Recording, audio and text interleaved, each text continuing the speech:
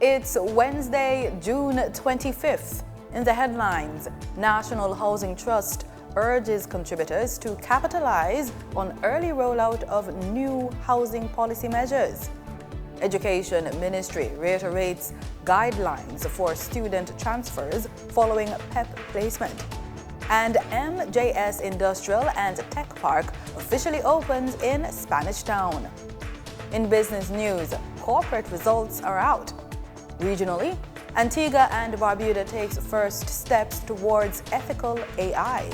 And in sports, government moves to develop national strategy to support and retain Jamaican athletes. This is the news on PBC Jamaica. I'm Simone Absalom Gale. For the full newscast, head over to our YouTube and Facebook pages.